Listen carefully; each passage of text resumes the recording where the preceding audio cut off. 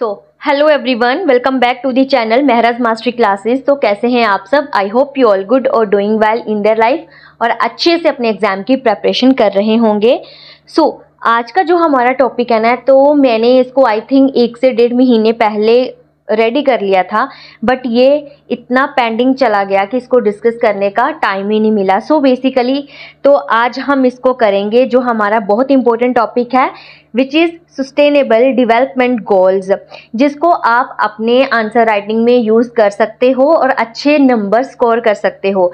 जैसे क्वेश्चन आपको आ जाए पॉवर्टी से रिलेटेड, पॉवर्टी से रिलेटेड आपको क्वेश्चन आ जाए, तो आप क्या करोगे? बोलोगे कि सस्टेनेबल डेवलपमेंट गोल, ये वाला गोल जो है वो आपको बताता है कि पॉवर्टी को कैसे रिड्यूस करना है। ओके, हेल्थ से रिलेटेड क्वेश्चन आ जाए, ठीक है, तो इसको आप यूज़ करके, एजुकेशन से रिलेटेड आ जाए क्वेश्चन, तो इसको आप यूज़ कर सकते हो और अच्छे मार्क्स स्कोर कर सकते हो। तो चलिए स्टार्ट करते हैं, बट स्टार्ट करने से पहले मैं आपको एक क्वेश्चन पूछना चाहूँगी, मुझे आप उसका आंसर देना।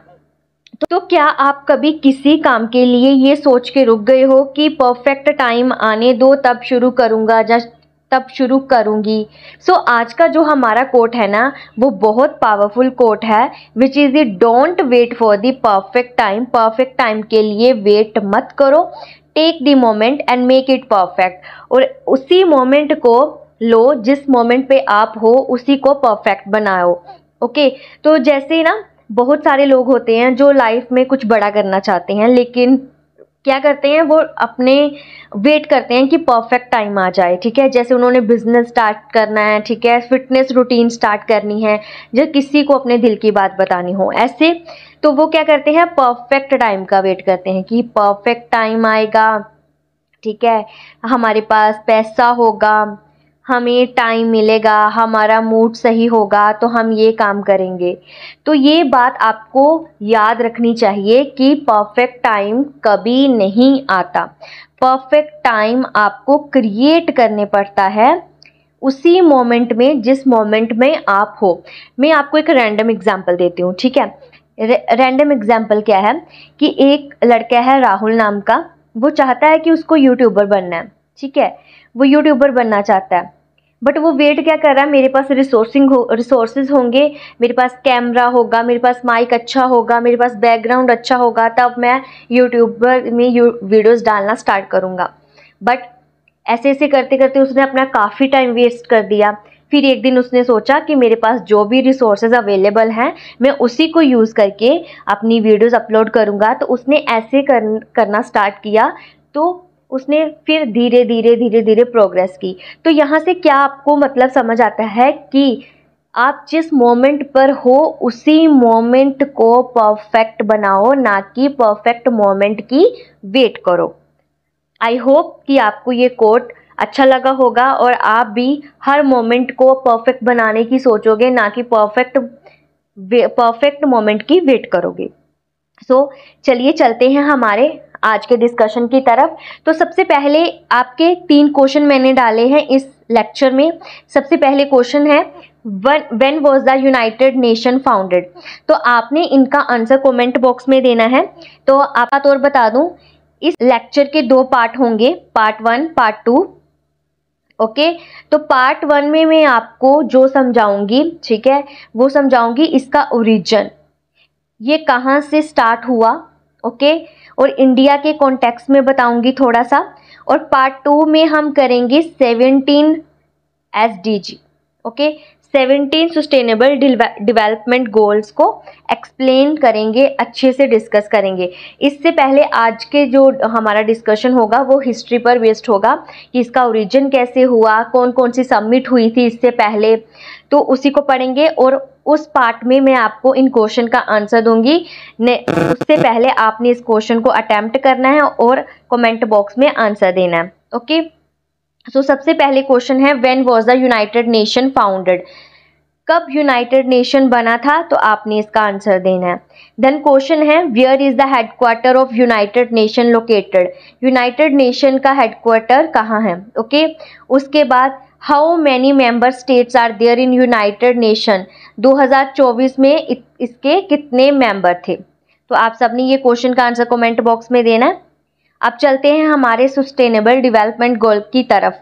तो 17 सस्टेनेबल डेवलपमेंट गोल्स हैं। ओके, तो एक बार मैं आपको बता देती हूँ कि 17 कौन कौन से हैं, फिर हम नेक्स्ट लेक्चर में इसको डिस्कस कर लेंगे।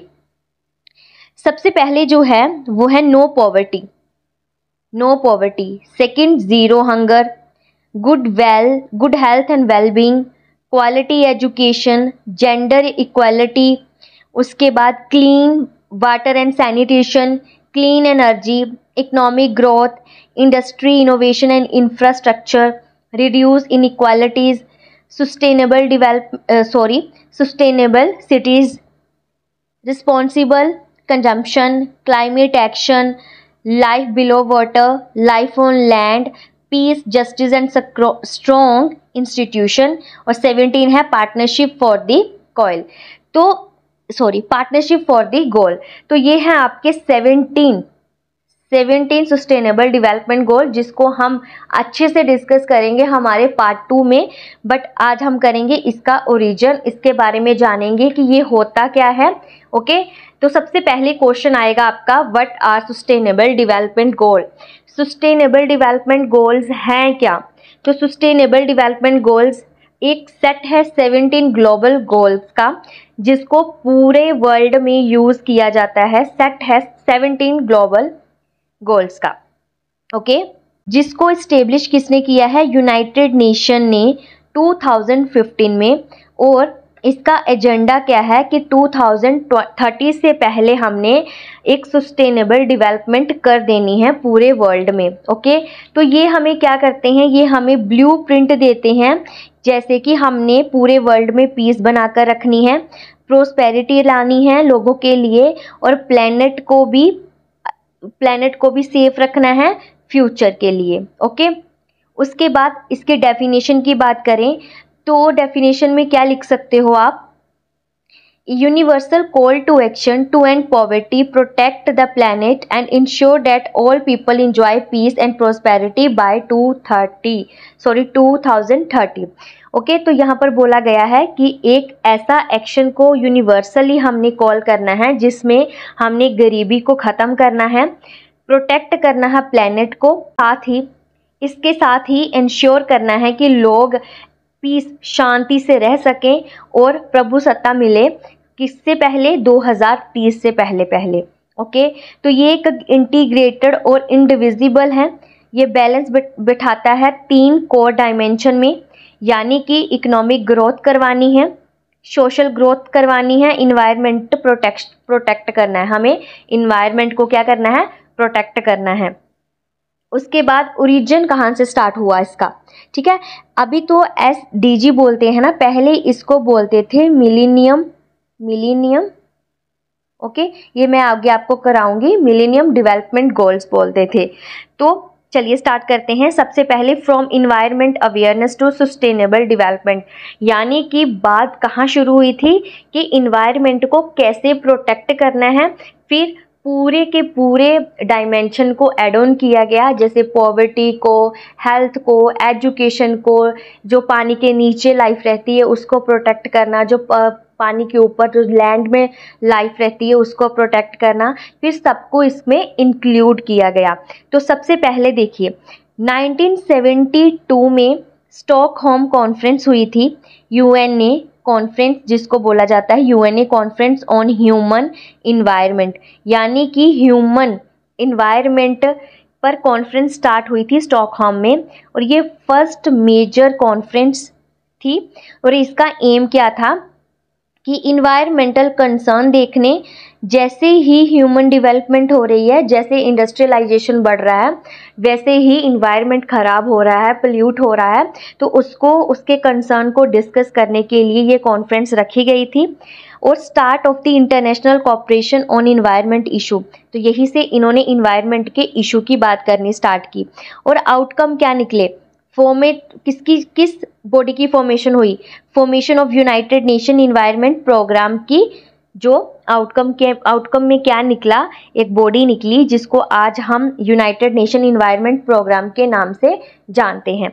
ओके, देन 1987 में ब्रुटलैंड रिपोर्ट आई, जिसको आवर कॉमन फ्यूचर के नाम से जाना जाता है। उसमें क्या पब्लिश किया गया कि world commission on environment and development, उसमें पब्लिश किसके बारे में किया गया? वर्ल्ड कमीशन ऑन इन्वायरमेंट, यानी कि इन्वायरमेंट के बारे में बात की गई। ओके, तो इसके बाद इंट्रोड्यूस हुआ, पॉपुलराइज्ड द टर्म, इसके बाद ही एक टर्म जो है वो निकली हमारी, वो थी सस्टेनेबल डेवलपमेंट। तो यहाँ पर डेवलपमेंट का क्या मतलब है? अगर हम डेफिनेशन ऑफ डेवलपमेंट जाने तो इसका क्या मतलब है?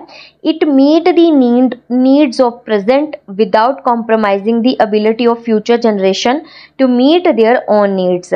ओके, तो इसका मीन क्या है कि प्रेजेंट में जो हमारी नीड्स हैं वही नीड्स फ्यूचर जनरेशन को भी मिल सके, उनको उनकी नीड मिल सके उस बिना किसी कॉम्प्रोमाइज़ के, इसको हम बोलेंगे डेवलपमेंट। ओके, तो डेवलपमेंट जनरली होता क्या है? विकास करना। ठीक है, आप इसको ऐसे समझ सकते हो कि विकास करना है, आगे बढ़ना है, फ्यूचर जनरेशन में भी हमने कुछ ना कुछ छोड़ के जाना है। ओके, तो report highlights the interconnection between environmental protection, economic growth and social equity. तो यहाँ पर क्या बोला गया इस रिपोर्ट में कि हमें कनेक्शन बना के रखना है इन्वायरमेंट के साथ, इन्वायरमेंट प्रोटेक्शन के साथ इकोनॉमिक ग्रोथ भी करवानी है और साथ ही में सोशल इक्विटी भी प्रोवाइड करवानी है। देन उसके बाद फाउंडेशन होती है 2000 में मिलेनियम डेवलपमेंट गोल। जैसे मैंने आपको बोला था कि सस्टेनेबल डेवलपमेंट गोल से पहले मिलेनियम डेवलपमेंट गोल के नाम से इसको जाना जाता था। ओके, तो यहाँ पर एक चीज़ और है कि 1992 में, एक सेकेंड यहाँ पर बताया नहीं है, हाँ, तो यहाँ पर आप समझिए, सबसे पहले 1992 में जून 3 से 14 तारीख के बीच एक समिट होती है, जिसको आप अर्थ समिट्स के नाम से भी जानते हो, अर्थ समिट। ओके, तो ये हुई कहाँ थी? रियो डी जनेरियो, जो ब्राज़ील में है। ओके, जो ब्राज़ील में है, यहाँ पर ऑर्गेनाइज की गई थी एक समिट यूएनए के द्वारा।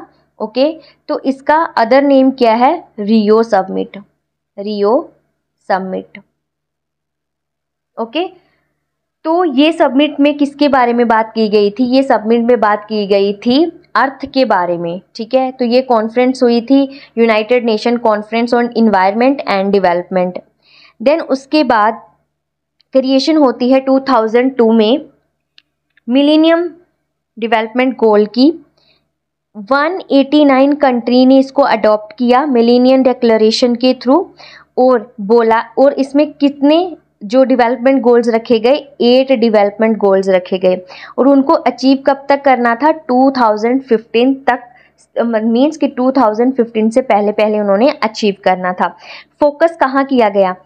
पॉवर्टी को ख़त्म करना है, हंगर ख़त्म करना है, डिसीजेस ख़त्म करनी है, लिटरेसी, इन्वायरमेंटल डिग्रेडेशन और ग्रेटर इनइक्वालिटी, इन चीज़ों को ख़त्म करना है। देन इसके बाद अचीवमेंट्स एंड लिमिटेशंस। ओके, एक सेकेंड, ट्रांजिशन टू, उससे पहले मैं आपको कुछ चीज़ें बताती हूँ। ठीक है, फिर 2002 में एक समिट और होती है, जिसको आप रियो +10 के नाम से जानते हो, जिसको आप बोलोगे जोन्सबर्ग समिट। ओके, इस समिट में वर्ल्ड समिट हुई थी सस्टेनेबल डेवलपमेंट पर, जिसके आउटकम थी जोन्सबर्ग डिक्लेरेशन, और इसमें प्लान किया गया था इम्प्लीमेंटेशन का, कि जो सस्टेनेबल डेवलपमेंट गोल्स जो किए हैं कि हमने इन चीज़ों को अचीव करना है, तो उसको इम्प्लीमेंटेशन की बात की गई थी। और एजेंडा क्या था कि 21 एजेंडे को हमने एक्शन में लाना है, चाहे वो पब्लिक हो चाहे वो प्राइवेट हो, दोनों के साथ मिलकर इसको इम्प्लीमेंट करना है। उसके बाद एक और सबमिट होती है 2012 में। ठीक है, उसको आप रियो +20 के नाम से जानते हो, और इसमें क्या टाइटल रखा गया था? The future we want. तो United Nation conference on sustainable development इसका टाइटल रहा है, इवेंट रहा है, और यहाँ से ही आपका आइडिया निकल के आएगा SDG का, सस्टेनेबल डेवलपमेंट गोल का। और high level political forum propose की गई थी और वो उसमें डॉक्यूमेंट बनाया गया, the future we want. Okay, यहाँ पर किस चीज़ पर फोकस किया गया? फोकस किया गया ग्रीन इकोनॉमी पर, ग्रीन इकोनॉमी पर फोकस किया गया, ग्लोबल गवर्नेंस की, ग्लोबल गवर्नेंस पर फोकस किया गया, और पॉवर्टी को खत्म करने की बात की गई। ओके, 2015 में सस्टेनेबल डेवलपमेंट गोल की स्थापना की गई, ठीक है, पब्लिश किए गए कि हमारा अब 2030 से पहले हमने पूरे वर्ल्ड में सस्टेनेबल डेवलपमेंट करवानी है, और इसमें 17 गोल्स को डिसाइड किया गया और उसके टारगेट थे 169। तो आपको अगर क्वेश्चन आ जाए तो गोल्स कितने हैं 17, टारगेट कितने हैं 169। ओके, तो ये एक यूनिवर्सल गोल रहा है लोगों के लिए, प्लेनेट के लिए, प्रोस्पेरिटी लानी है, पीस लाना है और पार्टनरशिप करनी है। अब बात करते हैं अचीवमेंट और लिमिटेशन की। प्रोग्रेस जो है वो सिग्निफिकेंट हुई है, इसकी वजह से रिडक्शन हुई है पॉवर्टी में, इम्प्रूव हुआ है क्लीन वाटर, मीन्स हर एक को वाटर जो है क्लीन मिला है, इंक्रीज किया है स्कूल इनरोलमेंट, स्कूल में इनरोलमेंट बढ़ी है। बट इसका नैरो फोकस रहा है ऑन डेवलपिंग कंट्रीज पे, ठीक है, जो डेवलपिंग कंट्री है उस पर फोकस कम रहा है। यहाँ पर बात नहीं की गई, इग्नोर किया गया है इनइक्वालिटी को। अगर हम इसकी बात किसकी कर रहे हैं, हम बात कर रहे हैं मिलेनियम डेवलपमेंट गोल की। अभी सस्टेनेबल डेवलपमेंट गोल आएंगे, उस पर भी जाएंगे, पहले हम बात कर रहे हैं कि जो मिलेनियम डेवलपमेंट गोल्स जो पब्लिश किए गए थे, इसकी कर रहे हैं मिलेनियम डेवलपमेंट गोल की, कि उसमें क्या क्या कमियां रह गई थी जो जिसकी वजह से सस्टेनेबल डेवलपमेंट गोल निकल के आया, ठीक है। तो यहाँ पर इनइक्वालिटी की इशू को इग्नोर कर किया गया था, क्लाइमेट चेंज, सस्टेनेबल इंडस्ट्रियलाइजेशन, इन चीज़ों पर ज़्यादा फोकस नहीं किया गया था, और कम गोल थे और लेस इंक्लूसिव थे। फिर इसमें अकाउंटेबिलिटी भी नहीं थी इसके मैकेनिज्म में, और इंक्लूसिवली नहीं थे। देन फिर सस्टेनेबल डेवलपमेंट गोल आते हैं जो बहुत इंक्लूसिव हैं और सस्टेनेबल एजेंडा रखते हैं। फिर हेल्ड किया गया ब्राज़ील में जियो दी जेनेरियो में एक समिट, और उसमें ये एक्नॉलेज किया गया कि जो यूनिवर्सल डेवलपमेंट एजेंडा है उसको मिलेनियम डेवलपमेंट गोल पूरा नहीं कर पा रहा।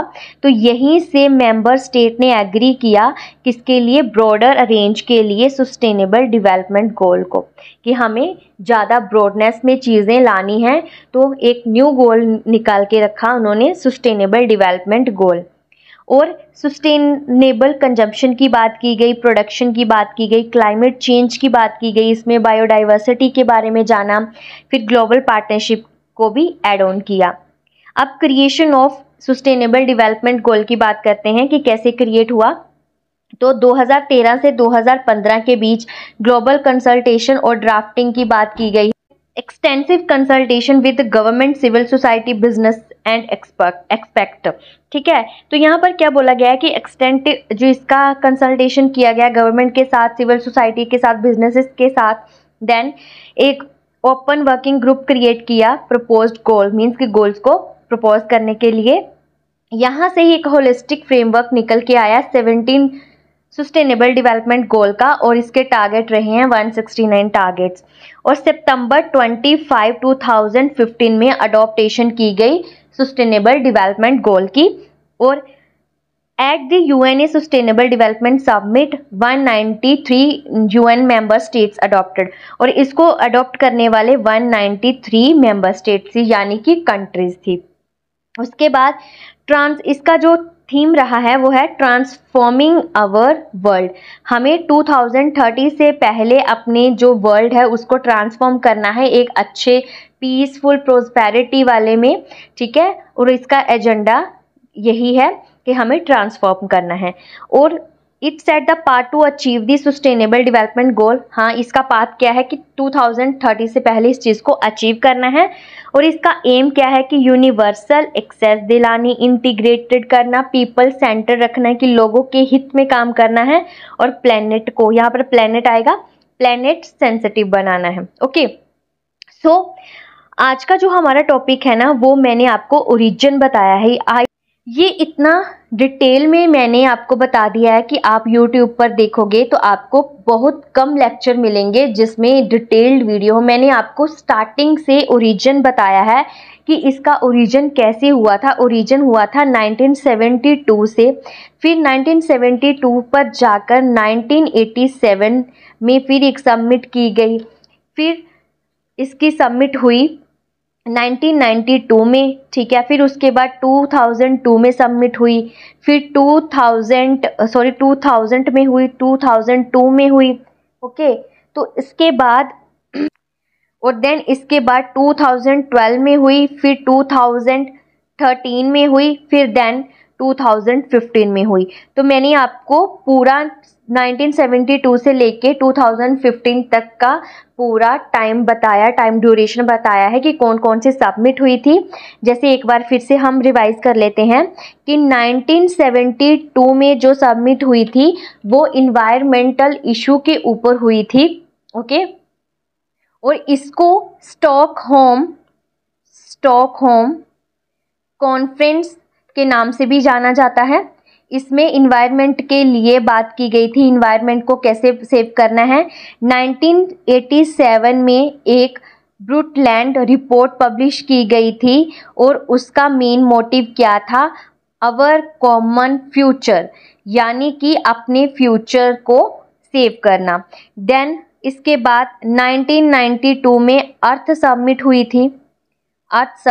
थी, ठीक है। अर्थ को कैसे सेव करना है इसके बारे में बात की थी। देन 2000 में